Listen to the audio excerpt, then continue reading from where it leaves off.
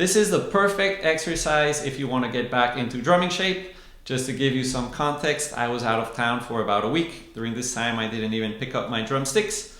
And when I came back this morning, I started practicing and realized that my hands were completely out of shape, especially my left hand.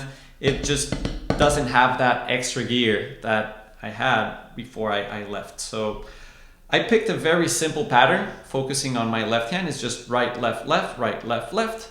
And I practiced first measure in 16th notes, second measure in 8th note triplets.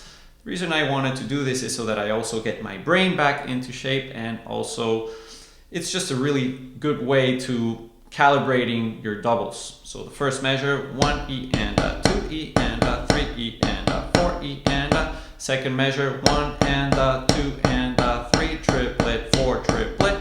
You can count triplets however you want. And if you want to go straight into the play along section, you can fast forward the video. But what I'm gonna do before that is I'm going to explain the mathematical relationship between the 16th notes and the 8th note triplets.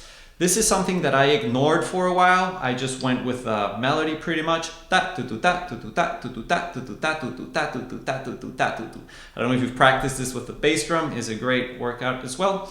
Basically what happened to me is I was just calculating how much faster and how much slower do I have to go to transition between one or the other.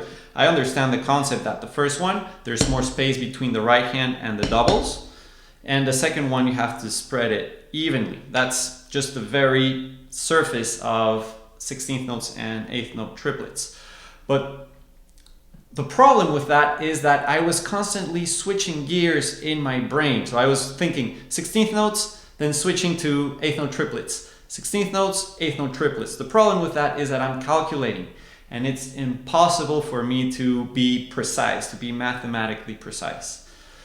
And in order to find the same subdivision between the two, we need to understand exactly what they are. So if you have 16th notes on one side and you have 8th note triplets on the other, you'll notice that there's no common subdivision. So it forces you to really feel two rhythms at once. This can be very challenging if you have never heard about polyrhythms. And if you've heard about polyrhythms, then all of this is going to make sense. But basically what we need to do is we need to find common subdivision between the 16th notes and the 8th note triplets. So I'm gonna make this short. This is a subject we can go very deep into this. I'm gonna try to be as brief as possible just to open the door for you. Then you can go as deep as you want. But basically, if instead I'm still gonna play 8th note triplets, but I'm going to think in terms of 16th note triplets. Because if I do that, then the and of my 16th notes and the and of my 16th note triplets are going to be exactly the same. So for example, if I have 1 E and 2 E and I count, let's say 1, 2, 3, 1, 2, 3, 1, 2, 3, 1, 2, 3, 1, 2, 3, 1, 2, 3, 1 E and 2 and 3 and 4 and check. So that's how they share the same subdivision. The first step is to be able to count 8th notes while you transition between 16th notes and 8th note triplets. And the tricky part is not with the 16th notes, because you have 1 E and 2 E and So everything lands with your count. 1 and 2 and 3 and 4 and. The problem is when we switch to 8th note triplets, because we have that and that if we think in terms of 16th note triplets, the and goes right in between the two left hands. 1 and 2 and 3 and 4 and 1. That's the same and as 1 and 2 and 3 and 4. If you want to talk more about this, you can contact me to info@drumnationtv.com. This is a subject that we can talk about for hours and hours and hours. You can just request some guidance. You'll get in touch directly with me. We can schedule a meeting or something. We can talk about this. I'll be very happy to help you. Other than that, let's go to the play along part. This is a website that I designed that helps me. It helps me so much when it comes down to practice. It helps me visualize exactly with mathematical precision what it is that I'm trying to practice. So I'm going to show you how this is. This is a free tool that you can access by going to DrummerLab.com/player. Now, what's great about the premium subscription is that it gives you access to ghost notes, flams, and also courses. But I'm not gonna get too much into it.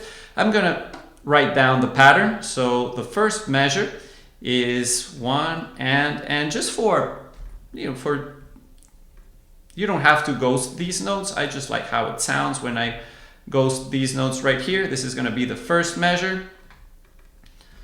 Right, left, left, right, left, left, right. And it's always recommended to count out loud. If you can count out loud, it's gonna help you play it way easier and faster. And the second measure, like I said, because I wanna practice my eighth notes, I could do 12 notes, which is the equivalent of eighth note triplets. This right here is the exact same thing as if I do 24th notes. They're proportional. I just need to leave a space in between, because pretty much what I'm doing here is each one of these spaces, I'm cutting it in half. But everything is mathematically precise. So you don't need to worry about that. So you see this and right here is the same and as the one on the top. But if I have this and, it lands kind of somewhere in the middle of the E. It's not exactly the middle, but I won't really get into that. So I'm going to write everything in 16th note triplets, like this. I have one ready here. This is if I wrote this in so this is the 16th note triplets. These are the 8th note triplets. You'll notice that they sound the same. They're the exact same rhythm. They're just visualized differently. So in this case, I am going to go with 24th notes. 24th notes are equivalent to 16th note triplets. That's because there are 24 subdivisions in one measure. That's why they can be called 24th notes. And this is the exercise right here. So if you go to DrummerLab.com/player, you can just copy exactly what I did here, and then you can just press play. You can choose your tempo and you can play it for as many hours as you want. What I did is I did 5 minutes just playing it along at a faster speed. I like to pick a speed at which I struggle a little bit. I'd say it's like 80% of my capacity. And then I slow it down to a speed where I feel comfortable counting it, which is what I'm going to demonstrate. That I think 60 is a really good speed for me to count out loud right there. Oops, which is the one, this one right here. So if I go to 60 beats per minute, it sounds like this. And 3 and 4 and 1 and 2 and 3 and 4 and 1 and 2 and 3 and 4 and 1 and 2 and 3 and 4 and 1 and 2 and 3. And the and goes 1 and 2 right in between the two left hands. 1 and 2 and 3 and 4 and 1 and 2 and 3 and 4 and 1. So like I said, this is very challenging for me, but it's not impossible. The more I work on this, the better I feel with it, the faster I can go with this pattern. And the goal is not to play this as fast as you can, it's just to get back into shape. If you try 5 minutes slow counting out loud and you try 5 minutes at your, let's say, 80% capacity, you will immediately notice like, wow, I need to practice this every day. So I'm very grateful that I found this exercise to get me back into shape, and I'm also very grateful that I could share it with you.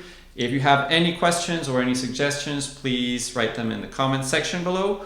Or if you want some guidance, you can contact me to info@drumnationtv.com. And I'll be very happy to schedule a meeting, and this is something we can talk about for hours and hours and hours. So let me know what you think, and I will see you next time.